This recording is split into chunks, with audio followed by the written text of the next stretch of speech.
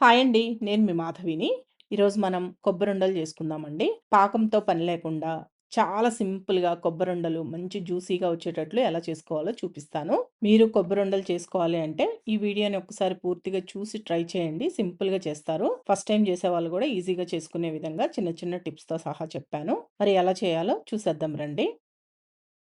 ఈ కొబ్బరి లడ్డు జేసుకోవడానికి నేనిక్కడ 2 కొబ్బరికాయలు తీసుకున్నానండి. కొబ్బరికాయలని పగలగొట్టిన తర్వాత ఇలా మనకి 4 కొబ్బరి చిప్పలొస్తాయి గదా! వీటిల్ని నేనిక్కడ చూపించినట్లు కొబ్బరిని సెపరేట్ చేసి పెట్టుకోండి. ఇలా కొబ్బరి చిప్పలు 4టికి కొబ్బరిని సెపరేట్ చేసిన తర్వాత ఈ కొబ్బరిని ఇలా ముక్కలుగా కట్ చేసుకోండి. ఇలా కాస్త చిన్న ముక్కలుగా కట్ చేసుకుంటే మనం మిక్సీ జార్‌లో వేసుకొని గ్రైండ్ చేసుకోవడానికి ఈజీగా ఉంటుందనమాట. అందుకని ఇలా ముక్కలుగా కట్ చేస్తున్నాను. మీకు మిక్సీ జార్‌లో వద్దనుకుంటే కొబ్బరిని తురుముకొనైనా కొబ్బరి లడ్డు చేసుకోవచ్చు. మిక్సీ జార్‌లో ఏస్తే ఏమవుతుందంటే తొందరగా అయిపోతుందనమాట. అందుకని నేను మిక్సీ జార్‌లో వేసి చూపిస్తున్నాను. తురమడం కంటే మిక్సీ జార్‌లో వేస్తే పని తొందరగా అవుతుంది.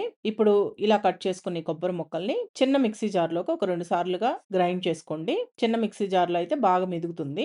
ఇలా కొన్ని ముక్కల్ని మిక్సీ జార్‌లో వేసిన తర్వాత పల్స్ ఇస్తూ ఒక 4, 5 సార్లు గ్రైండ్ చేయండి. అప్పుడు చక్కగా మీకు ఈ విధంగా కోర్స్‌గా గ్రైండ్ అవుతుందనమాట. మరి మెత్తగా గ్రైండ్ చేయకూడదు. ఇలా గ్రైండ్ చేసుకున్న ఈ కొబ్బరి తురుముని ఏదైనా గిన్నెలోకి తీసుకొని పక్కన పెట్టుకోండి. మళ్ళీ ఇదే మిక్సీ జార్‌లో కొన్ని కొబ్బరి ముక్కలు మిగిలాయి గదా! వాటిల్ని గూడా వేసి సేమ్ ఇదే విధంగా గ్రైండ్ చేసుకోవాలి. ఇప్పుడు సెకండ్ టైమ్ గ్రైండ్ చేసుకున్న ఈ కొబ్బరి తురుమును గూడా ఇదే గిన్నెలో వేసుకొని పక్కన పెట్టుకోండి. ఇప్పుడు కొబ్బరి తురుముని మనం కొలుచుకోవాలండి. కొలుచుకుంటే బెల్లం ఎంత తీసుకోవాలో అర్థమవుతుందనమాట.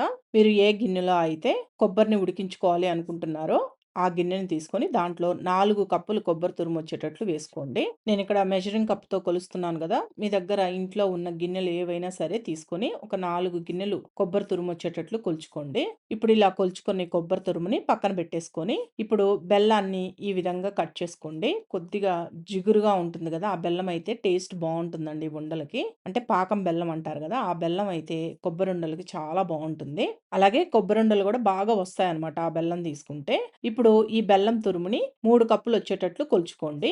మీరు ఏ కప్పుతోటి కొబ్బరి తురుము తీసుకుంటారో అదే కప్పుతోటి 3 కప్పులు బెల్లం తీసుకోవాలనమాట.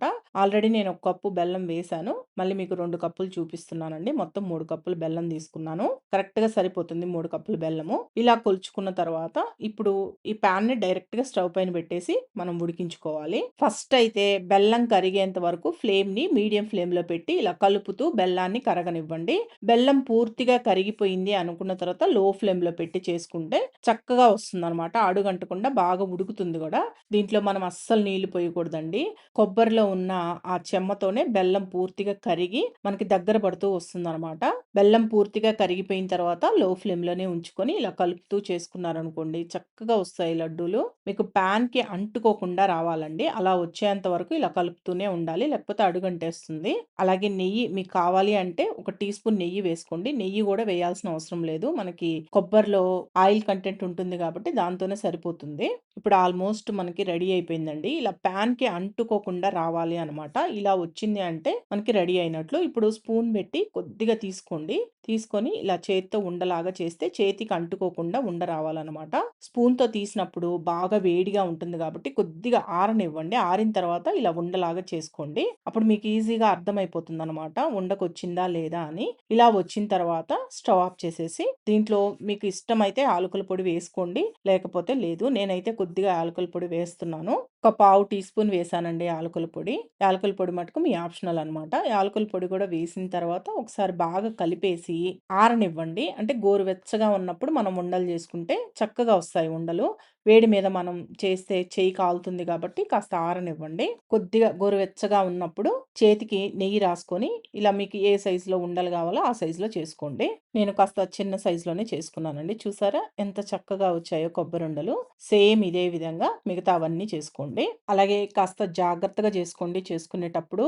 కొద్దిగా ఎక్కువ సేపు ఉడికించేసారనుకోండి గట్టి పడిపోయి పొడి పొడిలాడుతూ వచ్చేస్తుందనమాట. ఇలా ఉండల్లాగా రావు. అందుకని చేసుకునేటప్పుడే కాస్త జాగ్రత్తగా చూసుకుంటూ చేసుకోండి. అంతే అండి కొబ్బరుండలు చేసుకోవడం చాలా తేలిక. ఇలా చేసుకున్న వీటిల్ని బాగా ఆరిన తర్వాత ఏదైనా డబ్బాలో స్టోర్ చేసి పెట్టుకుంటే మీకు ఒక 20 రోజుల పైనే నిలువ ఉంటాయి గూడా. మరి చూసారు గదా! కొబ్బరి లడ్డు ఎలా చేసుకోవచ్చో ఈ వీడియో మీకు నచ్చింది అనుకుంటున్నాను. నచ్చితే మన ఛానల్‌ని సబ్స్క్రైబ్ చేసుకోండి. లైక్ చేయండి, షేర్ చేయండి, కామెంట్ చేయండి.